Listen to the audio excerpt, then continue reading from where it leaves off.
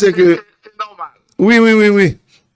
Je pense que c'est plus bon moun nan le même matin pour chercher comprendre ensemble avec auditeur moi yo ça qui a passé dans le pays là. C'est pour la première fois dans l'ère moderne, alors je suis capable de dire dans l'ère démocratique, si vous voulez me dire comme ça, que gagne des moun qui sont au sommet de l'État, notamment moun qui a le président, et puis gagne un juge d'instruction qui inculpe yo, qui mande pour moun sa yo et pour trois moun sa yo qui concerne yo vinn devant. Et la même mette mandat d'amener des yo si yo pas ta vini. Bagay ça, son victoire pour la démocratie ou bien son dérespectant? Eh bien, c'est son retard que nous avons essayé de combler. Qui ça gagne? Dans le droit pénal moderne, depuis pratiquement le début des années 2000, on dire plus précisément année 2005 à partir de l'entrée en vigueur de la Convention des Nations Unies contre la corruption, gagné au niveau international, au niveau mondial. On démarche pour lutter contre la grande corruption et qui impliquait les agents publics de l'État. Et après, sous base ça, il y a des pays en Afrique, côté il y a des ministres en fonction qui en voyage, les a rentré, au mandat, ils arrêté à l'aéroport, la police a rentré, arrêté ministre, le conseil des ministres, ou regarder ça qui s'est passé dans un pays comme le Brésil avec le scandale de Brest, même en République dominicaine, où il y a quantité de hauts fonctionnaires de l'État qui ont été arrêtés. Parce que si ça vient arriver, avec la Convention des Nations Unies contre la corruption, il y a une disposition particulière, qui c'est l'article 30 de la Convention, qui dit que l'État qui est engagé dans le cadre de Convention, ça, pour les agents publics de l'État, et vous précisez dans la Convention que les agents publics, c'est quel que soit le type de fonctionnaire, élu ou nommé, de manière permanente ou temporaire, et quel que soit le niveau hiérarchique, eh bien, les questions d'immunité n'ont pas constitué un obstacle à la poursuite des agents publics en matière de lutte contre la corruption.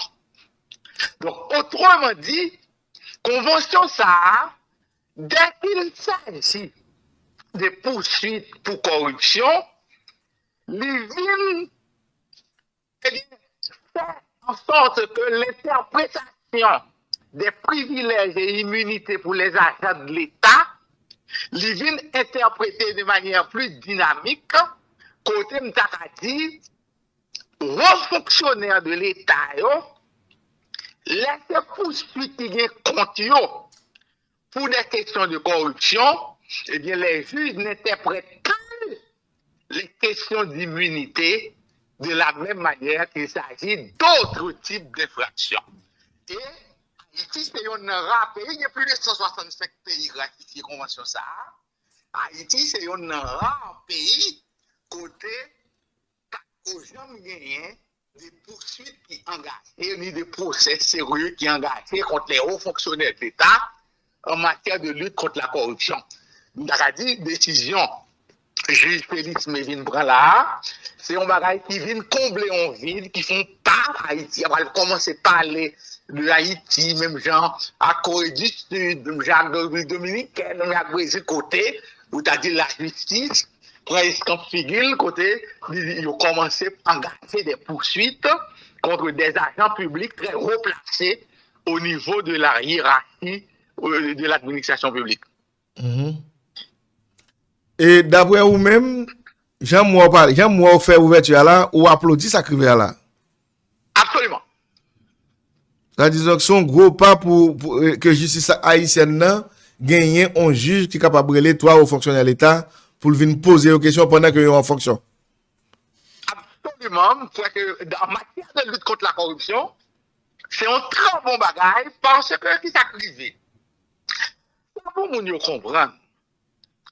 Question de lutte contre la corruption, hein, c'est une bataille nous obligés mener. Parce que sa corruption en fait. Un bon exemple bien simple. Corruption, c'est un crime lié. Nous prenons un exemple. Regardez par exemple ça qui passé Village de Dieu par exemple, ou bien Delma 6. Côté la police a fait une intervention, et puis bandit fouille un trou, ça tombé, policier mouri, yo boule policier, etc.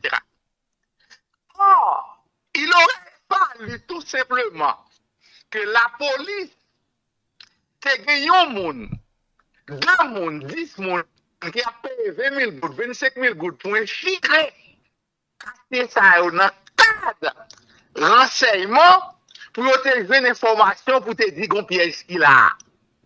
Mais là, à cause de corruption, l'argent pour renseignement, il mange, il détourné, il pas fait travail pour le faire, il entraîné un crime. Donc, on prend un exemple avant, même on prend notre exemple.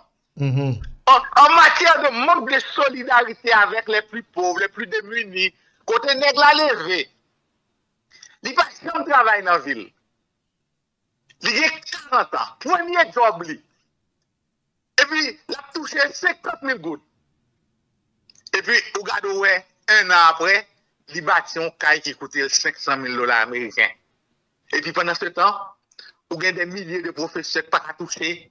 Ou un bon infirmier qui est en grève qui ne pas toucher, ou un bon policier qui ne pas toucher prime de risque, et pour qu'on ait qui levé là, il veut notre petit job la douane. Après 1 an, la bâton caille 300 000, 400 000, 500 000 $ américains sous 2 peuples là. Donc, corruption, c'est ça qu'il fait. L'écraser solidarité entre Mounio, l'écraser société, les déstabiliser société.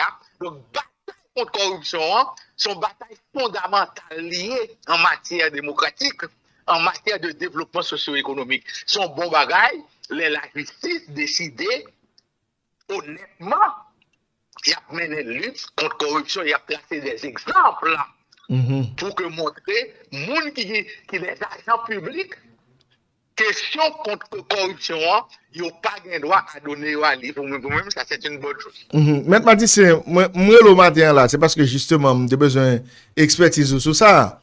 Pour moi-même, c'est une grande première parce que je ne sais pas ça, que des gens qui ont des fonctions de président, et puis ils ont pendant en fonction tribunal.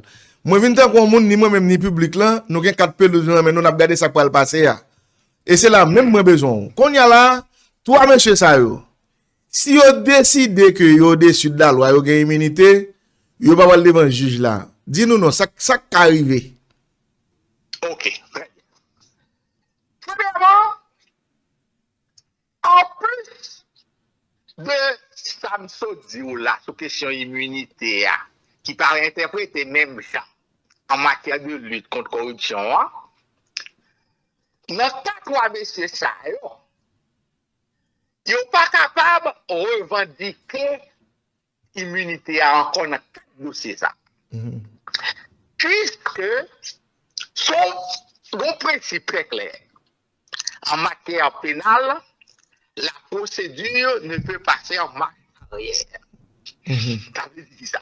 Ça veut dire que comme je dois réclamer le 2, je m'appelle le 3, je m'appelle encore. Ou bien si je fais le 2, je vais renoncer avec le 3. Lors du procès pénal, là, il y a plusieurs étapes là-dedans. La première étape là, c'est l'étape de l'information préliminaire. Côté, c'est la police, c'est l'ULCC, c'est le ramasser, recueillir information sur une infraction commise dans le but pour soumettre au commissaire du gouvernement des éléments d'appréciation pour que le commissaire soit capable de décider s'il a poursuivi ou bien s'il ne pas poursuivre. Ça, il y aurait l'information enquête préliminaire. Le devant enquête préliminaire dans un dossier, ou décider volontairement, ou présenter devant enquêteur, ou pas revendiquer qu'on a une immunité. Enquêteur, attendez, il a dressé procès verbal. Il a rendu un rapport côté identifier les infractions qu'on commet. Il a transmis le dossier au parquet. Le parquet analysant le dossier avec procès verbal quand on parlait déjà, il a déjà. Il estimait que vous méritez poursuivre. Il décidait de rendre un réquisitoire d'informer. Il transférait le dossier au cabinet d'instruction en vue d'une information approfondie. À partir de ce moment, on n'est pas capable de nous revendiquer devant le juge d'instruction qui est le juge né de l'enquête qu'on ne peut pas arrêter dans le dossier ça encore devant la justice parce qu'on a immunité alors qu'on ne peut pas revendiquer devant enquêteur préliminaire. Donc, dans trois conseillers présidentiels, il est trop tard. Plus tard, on soulever question immunité. Le fait qu'il a été présenté volontairement par devant les enquêteurs de l'ULCC. Il a dit devant le juge d'instruction comme de simples citoyens ordinaires. Et dans ce cas, le juge d'instruction l'a très bien dit dans son mandat de comparution, il dit si qu'on y a ou pas comparaître devant il faut que le rélo là, il a transformé le mandat en un mandat d'année. La contraint-nous venir devant nous. Normalement, c'est ça qui doit passer. Qu'on y a, lors au mandat de comparution, ou bien droit, ça vient devant le juge là, ou une excuse légale, ou présenter le lit. Le juge là a apprécié l'excuse là.